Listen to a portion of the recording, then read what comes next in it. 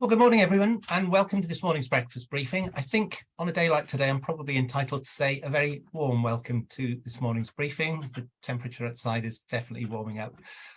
Bore da chi gyd, croeso mawr I chi, I ni wastad yn ddiolchgar iawn am cwmni chi, diolch yn fawr iawn am fod efo ni bore yma. Welcome to the last of this series of breakfast briefings.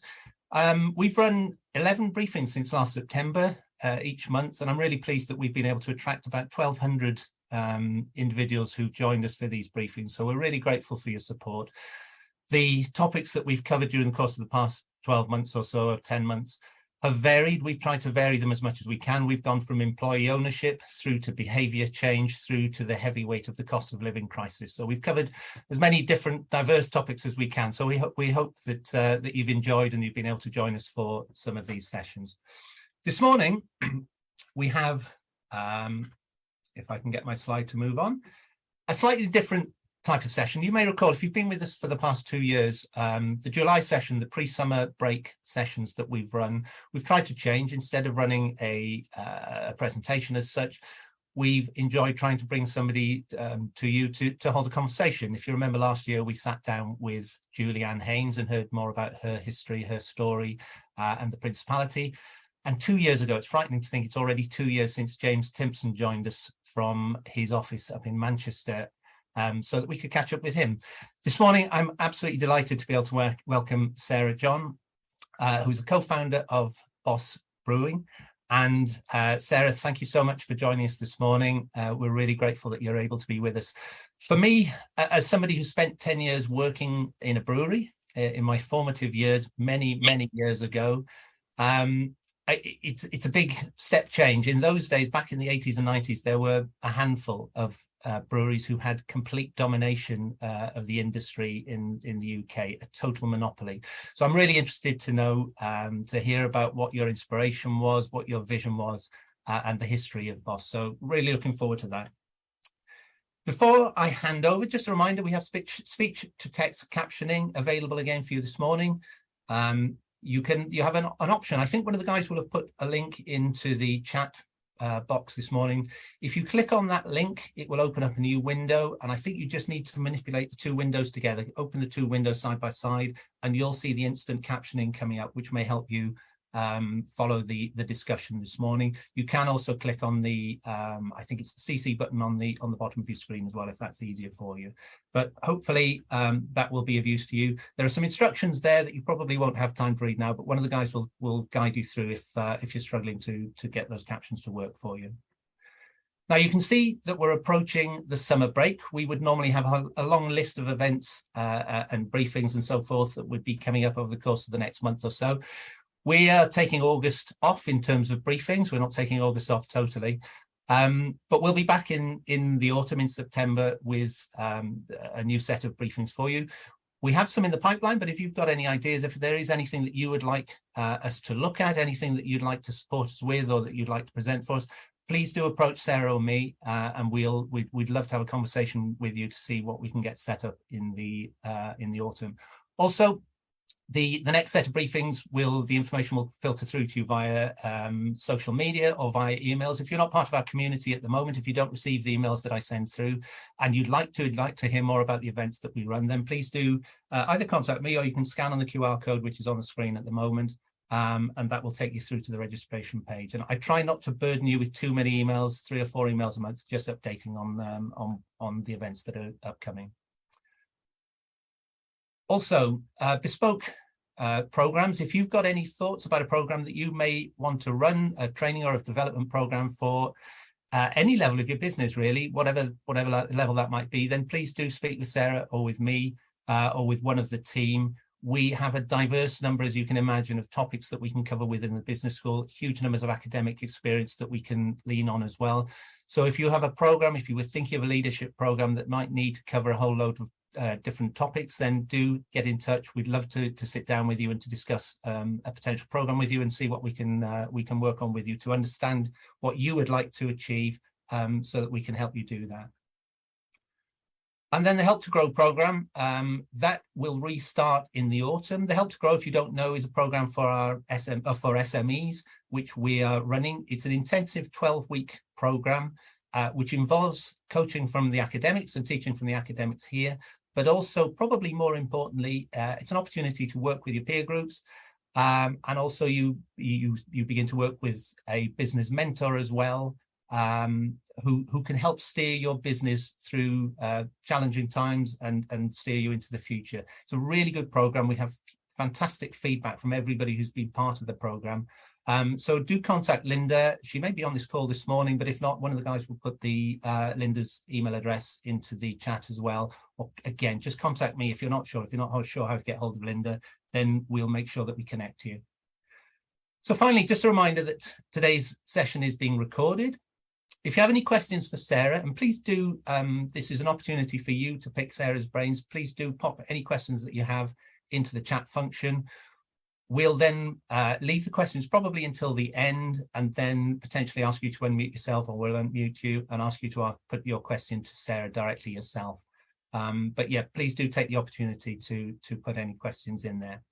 Now I'm going to hand over to Sarah Lethbridge. Sarah is a late replacement here. Tim Edwards was due to be conducting the interview today, but Tim tested positive yesterday, so I hope he's feeling a bit better today. So Sarah is standing in at short notice, and I'm really grateful for that. So Sarah, over to you. Oh, thanks so much. And these are my favourite breakfast briefings, the ones where we just talk, basically. So yeah, we've got no slides, guys. It's just the Sarahs will one day take over the world. The Sarahs in discussion, and I'm really excited to hear all about your entrepreneurial journey, Sarah. So you're one of the co-founders of Boss Brewing, founded the organisation in 2015, and experienced then rapid growth. Loads of different beer and startup awards, but now you're taking on a whole new direction, it would seem. So we're really excited to hear about your story, your journey. And if I could start, can you tell us the story of Boss Brewing? How did it start? Where did the inspiration come? And talk us through the early stages of the company. Yeah, sure. So it was a typical sort of hobby to business sort of story. So it was something we loved. Me and my business partner had a little brewing kit. We loved experimenting with different beers. We were passionate home brewers. So it was something I really loved as a hobby. And I thought, well, we could make a business out of this. So looked at the market, quite liked. We actually attended a seminar on how to start a microbrewery in Swansea.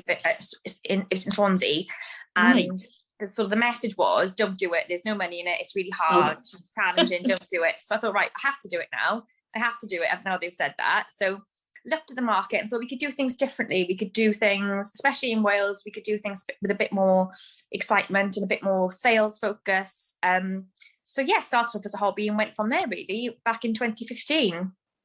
And did you get much support when you started, or was it all sort of your own investment? Did you look for outside help to get you going?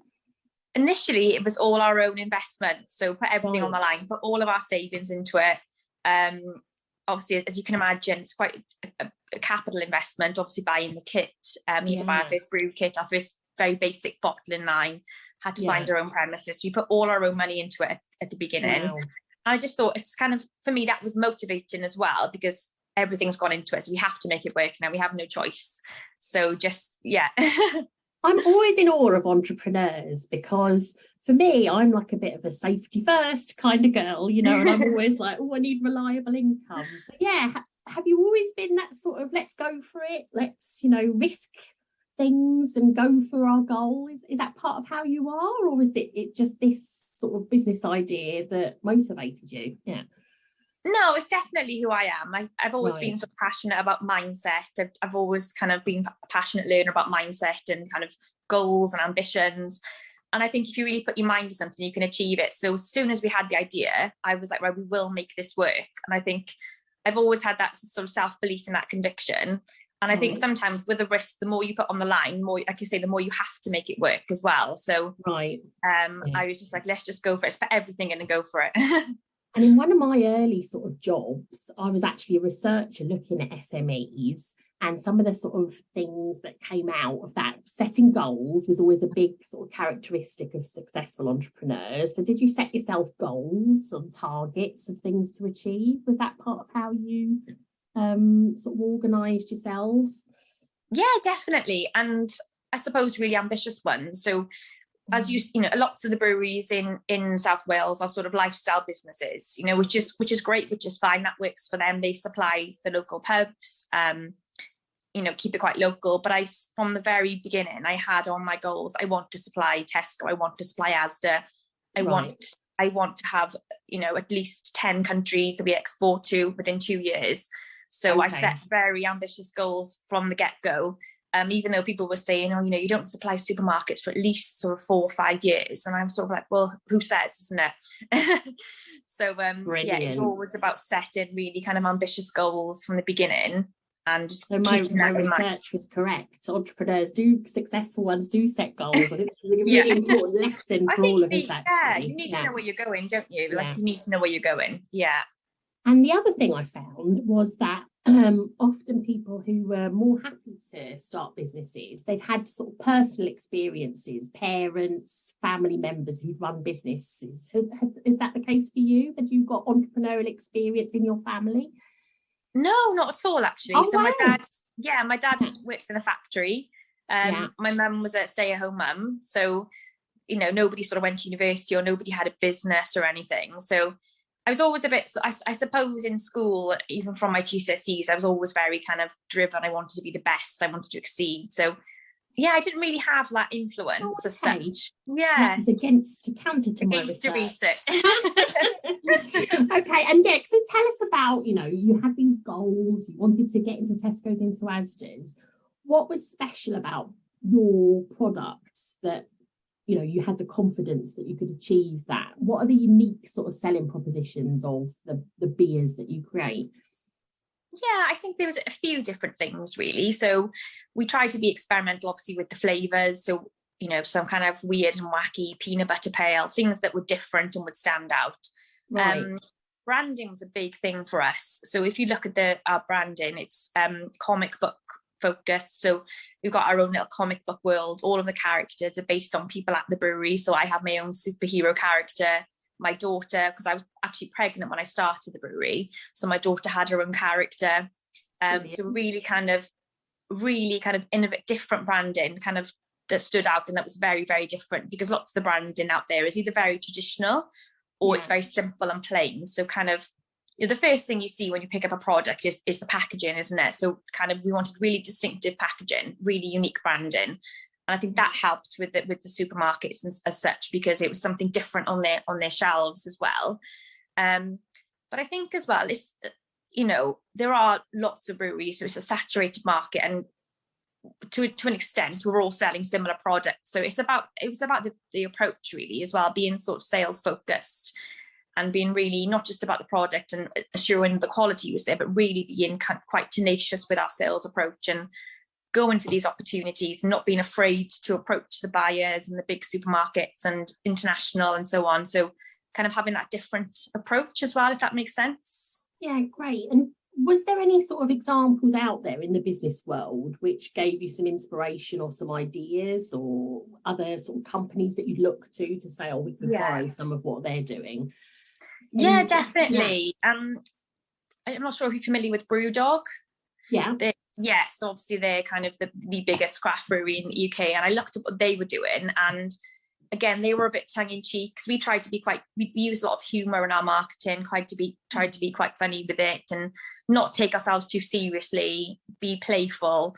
So they were exactly the same. And again, they were very ambitious, very bold, didn't really care, just went after whatever they wanted.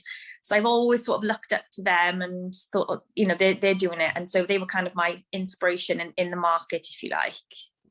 And now you've got to tell us about the sort of beef that you had with Hugo Boss. And I love the comedian Joe Lycett. So yeah, please tell us what happened there. And, you know, oh gosh, yes. Did a letter plop on your doorstep one day, and how did it all materialise, that story?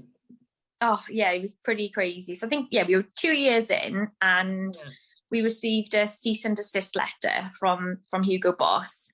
Out of the blue, obviously weren't expecting it, and it was a complete shock, basically saying to stop using the name Boss, you know, because we were essentially, their argument was we were piggybacking off their brand and their success.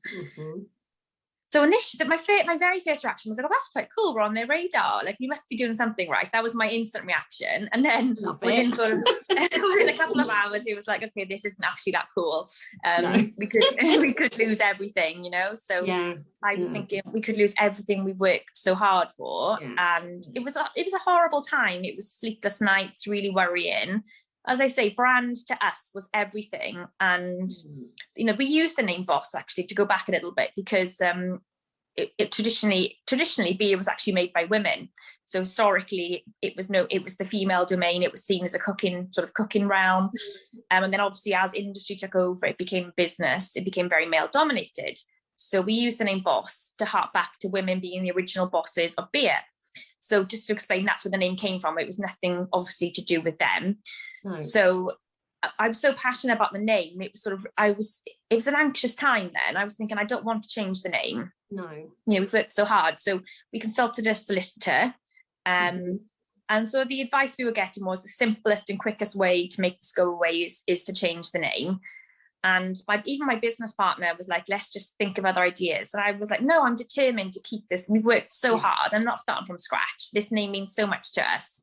And this has sort of come back a bit, isn't it, at the moment, because they've people have trademarked things like cariad, the Welsh word for love. Exactly, and it's a bit like, how do you own such a common word as generic word? I know.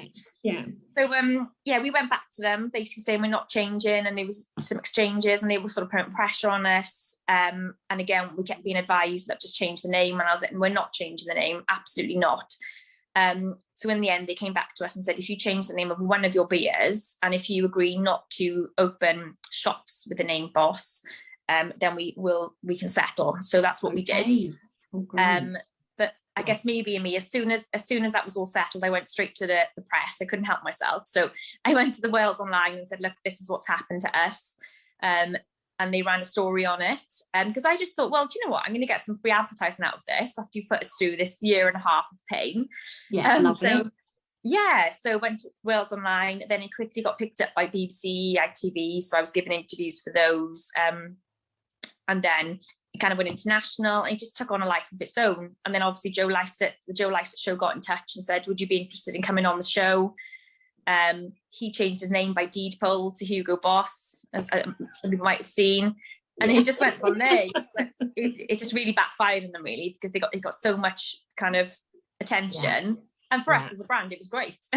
And could you sort of actually track sales to? Oh my gosh, it was. We saw sales increase. We gained an importer in France, so we into a new market. He said we saw your story. The wholesalers in the UK, their sales went up, so we actually saw a rise in sales from it. So I always say now it was an expensive, because it was £10,000 worth of legal fees in the end. So I say it was an expensive, it was an advert, really expensive advert.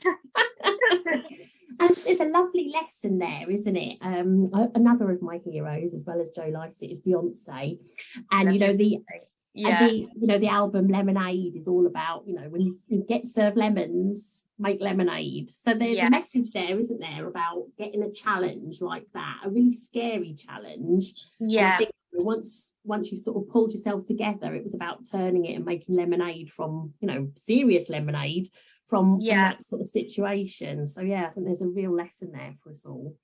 And that's exactly what it is. Like you said, I do it's a lemons to lemonade, and exactly that. It was a good test of resilience. And I thought, when I got through that, I thought, well, we can take on any challenge now. We've dealt with that. So brilliant. Yeah.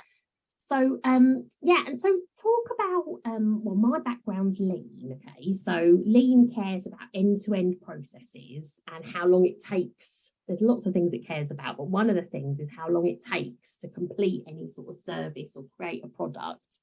And actually, when I'm teaching lean, we often, I sort of say, well, we can't actually squeeze some lead times down because, you need to mature the cheese, or you've got to let the whiskey mature for 12 years. And beer's the same, isn't it? It's got to develop. There's a sort of maturing time. So, I'm just really interested from a lean perspective.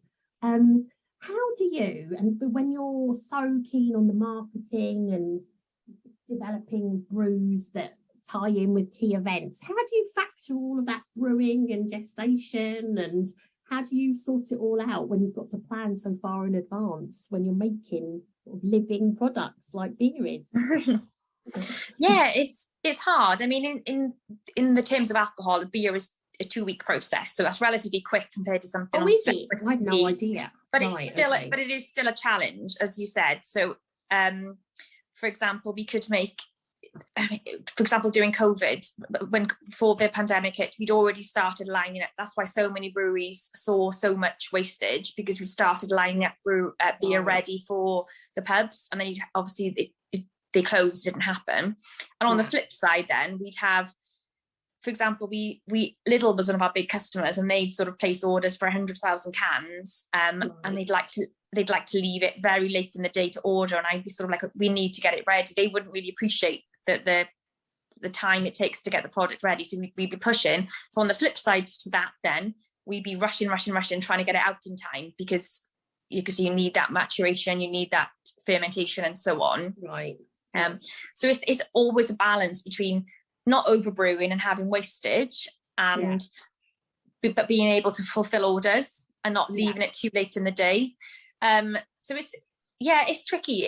It was just a case of planning, really, trying to get orders in as quickly, as efficiently as possible, and trying not to overbrew and overestimate anything. But there have been times when we've had wastage, and there's been times when we've missed deadlines, because we simply haven't had the time. So that is a challenge. Yeah. And so talk about the pandemic. There was that, I remember in the news about, there's so much what happens to beer if you can't keep it and it needs to be thrown away? What happens to it?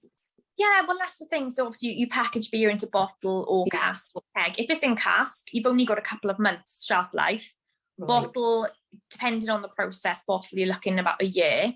And as I said, because of the way you had to prepare the product, lots of us already had the beer lined up. So that's why you saw so much wastage, because it was ready to go. And then obviously the fact they shut pubs overnight, you didn't really have time, different with bottles and supermarkets and so on. But in terms of cask and keg beer, the fact they shut pubs overnight, we'd had all the stock lined up ready to go, the pipeline, and then nothing to do with it. As you say, it's not something you manufacture overnight. So no, so it was just one of the casualties of the pandemic. And how and what about particularly Julianne Haynes from Principality last year, and definitely James Timpson as well, they talked about their pandemic journey. What were some of the key lessons for you from that really tumultuous time as a business person?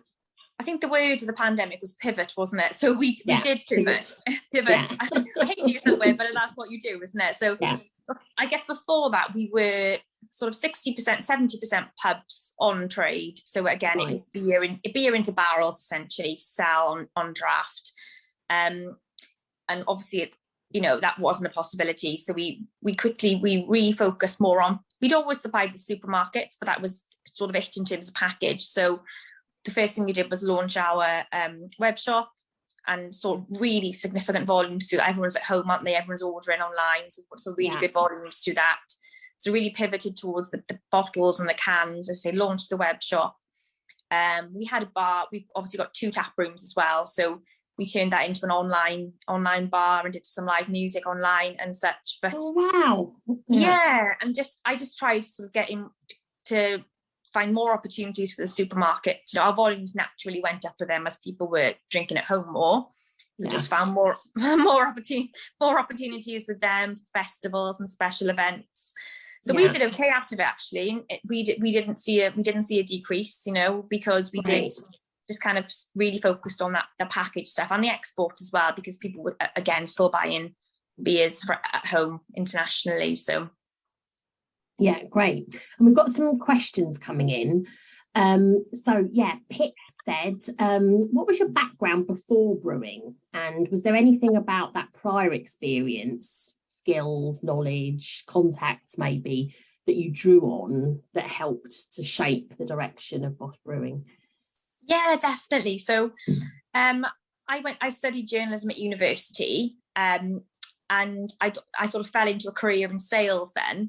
And that was massively helpful when I launched my own business. As I said, especially, I think one of the things lots of breweries in Wales and the UK is that they're great at making beer, but they're not necessarily good at selling it and meeting people and getting it into the right avenues. So that was invaluable to us in terms of getting the beer into the supermarkets. I mean, we were the youngest brewery to be listed by the Co-op, for example. So I used all of that kind of sales background to be able to, push the product really. And obviously the kind of the PR skills as well. So we were lucky that we had, one of the advantages of being a female in a male world, I suppose, we had lots of coverage and so on, and like story set, but I could use that sort of PR background to be able to get that story out there as well. So that was completely, really, really valuable, that commercial focus. Great. So you talk about, pushing yourself forward and the sales and marketing background to get your message across. But actually there's a huge brewing sort of community, isn't there? Particularly in South Wales. Tiny Rebel, we've got a question from John here. Gower Tenby, Crafty Devil. So there's the fact that there's like a real cluster of sectors. Does it help or does it make things more competitive? Talk about the cluster effect and what it means to the company. It's actually quite collaborative in South Wales. That we Tiny Rebel, for example, they're great friends of ours. They were really helpful to us. They were obviously further along their journey. So like anybody, you always get people who are a bit competitive, but on the whole, I found it very collaborative. So even to the point, if you'd run out of yeast, you could say, "Oh, can we borrow some yeast from you?" or whatever. It was very very collaborative, sharing ideas, helpful. Lots of breweries have their own tap rooms, so they would be happy to sell your beers, our beers in their tap rooms and vice versa. It is hard because it is a very, we have more breweries per head than any other nation, in Europe. So it is hard. Right. But on the whole, very collaborative. And it was actually, it actually helped really. And we'd have festivals, we'd share beers and festivals and so on. So yes. Yeah. Okay, great, because we actually have done some research projects, and Harrod and the team worked on co-growth, a research project looking at supporting breweries and microbreweries. So it's a real strength of Wales, isn't it? Do you feel definitely. Do you feel like there's enough help from like the government to sell that message to the world and to help exporting and things like that? Or have you got any tips for what needs to happen to help? In terms of government support? Yeah. And to get this strong Welsh brand out there, we've got all of these successful tasty beers. Is it making the impact in the world that it needs to? Yeah. I think that there's a real focus on that. I mean, the export team in the Welsh government is very good. So they set up trade missions. I did a few myself and gained some good international importers.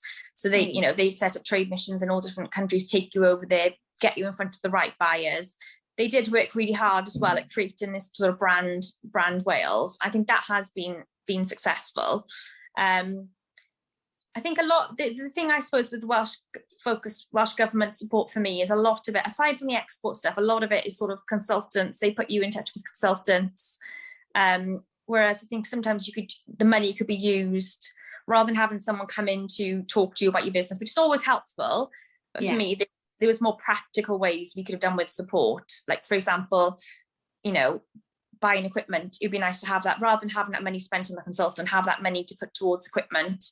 I think as well, childcare, there's more the government could do in terms of childcare. So I always think rather than spending money on consultants, could they give us the money as childcare vouchers? That would have helped me massively. Yeah. So rather than having a consultant come in to talk about the business, I could afford to put my child in childcare and go in and do it myself, Yeah. So I think that's a really good point. Yeah. Yeah. So Etlu from Mentor Business has just said the project Hawaiian could help with branding and exporting, finding new markets. Is that a project that you've come into contact with, or? Yes, I have. I'm sure you've done some stuff from the beginning. That rings a bell. Yes. Yeah. Okay, great. So thanks for that. So we've got a question here. What were the major transformational processes that helped you to build that marketing share? You've talked about sales, marketing, PR, riding the good news waves and flipping the lemons into lemonade. But did you ever sort of look at, I suppose this is a lean sort of question again, really, how you manufacture beer and, you know, look to improve and learn the production process, or how you manage the business. Yeah, talk to us about that, please. Yeah, that was a really big challenge. So like I say, initially when you're sort of starting out and you're supplying your pubs and just doing a few, you know, your hand bottling, you've got your simple equipment. And then as we scaled up and as we grew and started supplying the supermarkets, and we were doing sort of hundreds of thousands of cans, all of a sudden the equipment wasn't fit for purpose. So we'd have to find the capital to grow the equipment. And that was one of the hardest things, was being able to keep investing in the equipment and grow it, and, you know, getting better, faster, more efficient equipment. For example, canning line, all singing, all dancing canning line, being able to find the money to do that.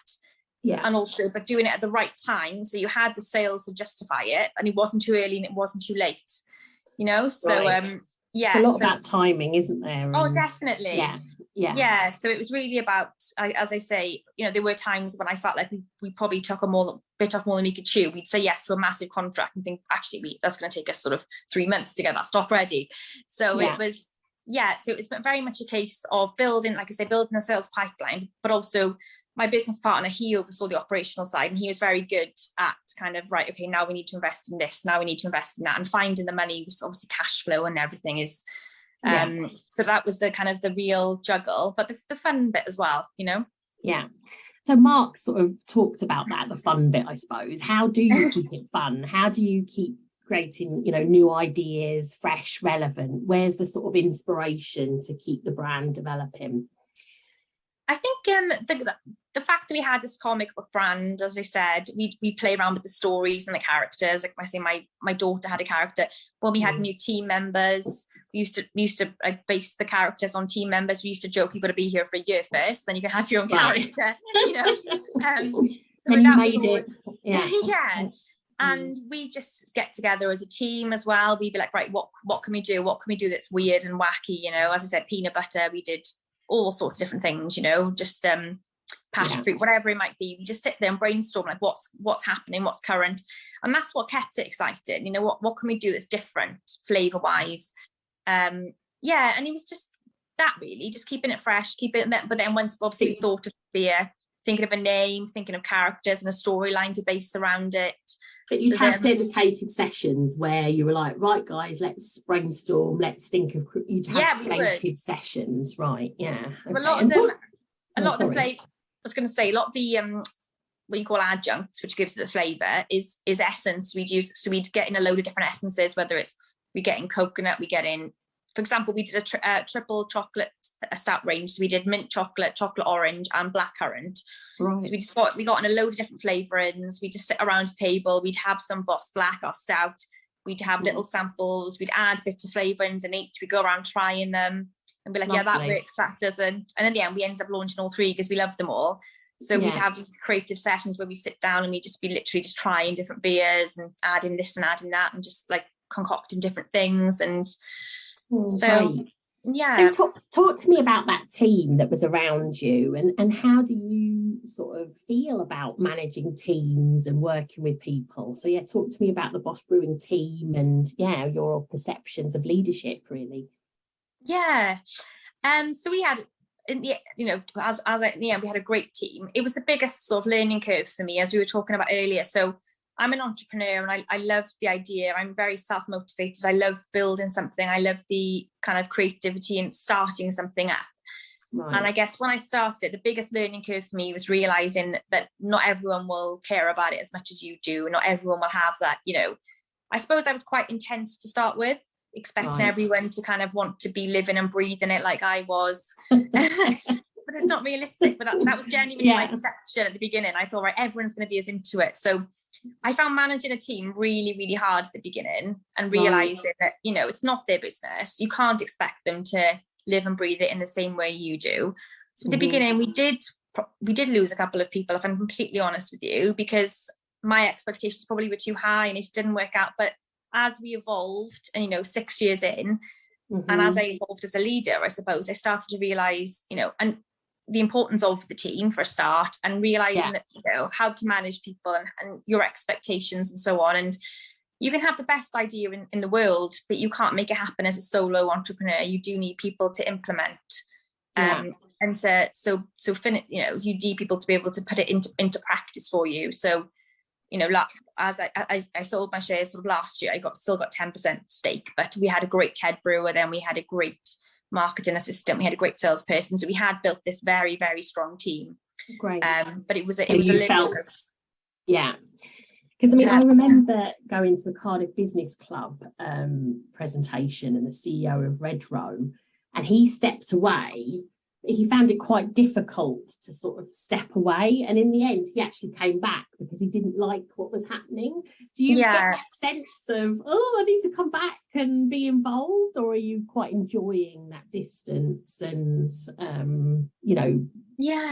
not, and you're thinking about the next thing? You said you enjoyed that startup phase. Is that where things are for you? Yeah, I'm quite enjoying it, to be honest. Like, I think there's a difference between, as I say, being an entrepreneur and starting a business, and being a business manager and growing and developing a business and managing people.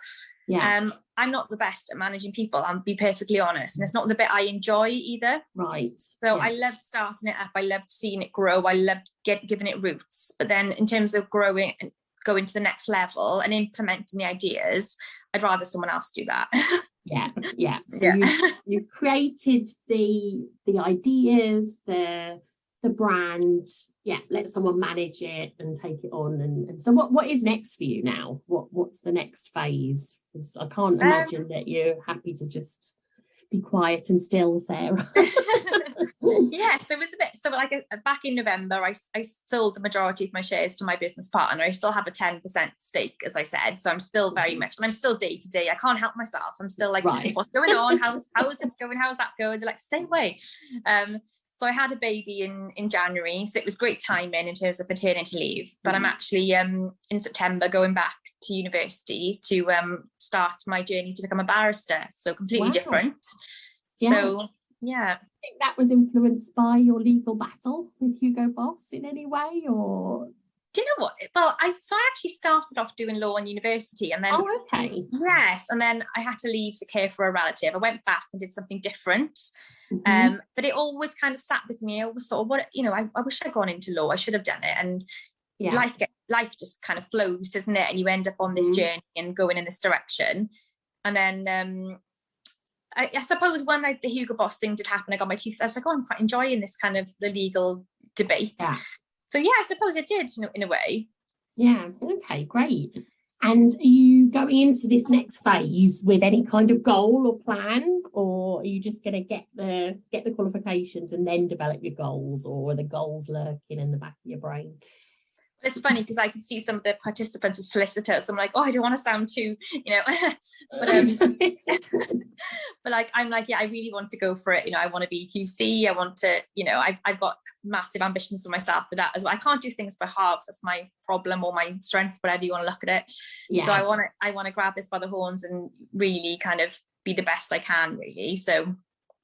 Brilliant. And we've got a question from John. John, I don't know if you want to ask it directly, John. You can turn your camera and put you on the spot here now, John. John White. Or you could just, there he is.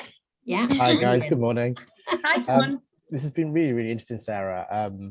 I've got a friend who runs a brewery down the Gower. And getting your insights today has been really interesting to hear.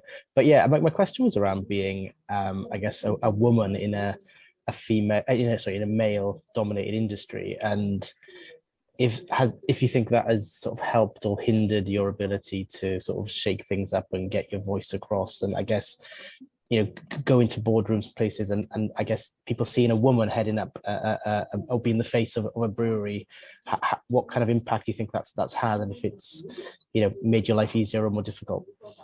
It's a really good question. So on the whole, I'd say it's massively helped. So it's funny because initially when I first started out, I'd sort of, like you say, go into boardrooms, I'd meet people, and people would say to me, you must be the promo girl or the sales girl. And I was like, oh my goodness, so patronizing. But so I get that a lot. And when I sort of said I'm actually the business owner, they'd be taken aback. So it brought a lot of assumptions with it and stereotypes. But I think on the whole, it's massively helped. It was different. It was a USP, and it made it a standout. And going back to what I said about the press coverage and stuff, at the beginning, I had lots of stories written about us as a female in a man's world. It got us a lot of interest. It was different, it stood out. We weren't sort of the typical what you'd expect a brewer to be. So we got a lot of press attention. We got some Wales Online stories, BBC, ITV. So if anything, I think I always say to other women in the same situation, is use it as an asset, because if people find it interesting, it's different. So you might as well use it as something to set you apart and to really kind of get yourself out there. Great, thank you. And we've got Pip Thomas as well has put a question in. Pip, are you can you turn on your camera as well and ask your question? It's a great one, I think, really, really important. Good morning. Sorry, the old mute button there. Sarah, thoroughly enjoying your perspective this morning, especially as a female entrepreneur in Wales. But what was striking me as you were talking is about the trends within the brewing industry at the moment. And there's been a real surge in low alcohol and no alcohol products over the last few years that doesn't seem to be going anywhere. In fact, it seems to be kind of ramping up. I just wondered what your views were on that current trend, what might have started it, brought it about, how long you think it's likely to last, and have Boss got a plan for a Boss Zero product? Yeah, it's really, really interesting to ask. Interesting sort of perspective. We did actually launch an alcohol-free beer. We didn't sort of push it or make it our focus. I think you're absolutely right. It's a growing area. I think naturally people are becoming, drinking trends, people are drinking less and less. People are becoming more health conscious. As you see the rise of sort of different, even things like vegan and gluten-free, people are more aware of their bodies and what they're putting into their bodies. So people are looking for alcohol-free alternatives. At the sort of when I was at the helm of Boss, it wasn't something I particularly focused on, purely because it is massively growing, but it's still a very, very small place. So it's still a very, very tiny market. So when you say sort of in 1,000% growth, for example, people say it's still from a very small base. However, I do think that it's getting bigger and bigger. I know there are some alcohol-free breweries in Wales that are doing particularly well, so it's definitely one to keep an eye on. It's still small at the moment. I think it's, especially people in Wales like a drink, don't they? But it's still small at the moment, but it is growing. I do wonder if it'll ever become sort of a mainstream big market, but it's an interesting one. Thanks, Pip. And I'm just interested about who inspires you from an entrepreneurial sort of standpoint. Who are there key figures out there, or maybe we know them, maybe we don't know them? Who are the people that you sort of look to give you some inspiration? I look to other mums in business, if I'm honest, and it's the same for all parents, whether you're a dad or mum. I've got 2 children, as I said. I was pregnant when I launched the brewery, and I've got a 6-year-old now and a 5-month-old. And I think anyone on here who's a parent, it is different being a parent having a business than it is, not having that responsibility. So I like to look at how other entrepreneurs manage that. So Karen Brady, for example, she's a big favourite of mine, because she has launched, she's done so well for herself with children in tow. So I say she's my big inspiration. I'd love to see her speak at an event. But I love seeing how other mums can do it. Yeah. Get her on. So what do you said that you're still, even though you sort of take that little bit of a step back from Boss, you're still sort of very involved and can't help yourself. Have you got a long-term vision for the company? What is next for the company? So ultimately, as I said, my business partner is still there. So he is looking to exit himself at some point. So we're looking for a sale. Okay. Probably would sell to another, lots of bigger breweries are buying up smaller ones. And I'd be happy for him to do that. It's a funny one, because it is your baby and you want to keep that control. Mm-hmm. But I think also, as I was talking about sort of scaling up and meeting bigger and bigger orders, there is a point where you need more and more investment to be able to do that and to really kind of push on. I'd love to see it go, global and see it really take off. And I think to do that, you probably would need the backing of maybe a bigger player. So I think that's what ultimately will happen. Okay. But it'd be funny seeing it not on my watch. Oh, Any other final questions from anyone in the audience? Please put your hand up if you do want to ask a question.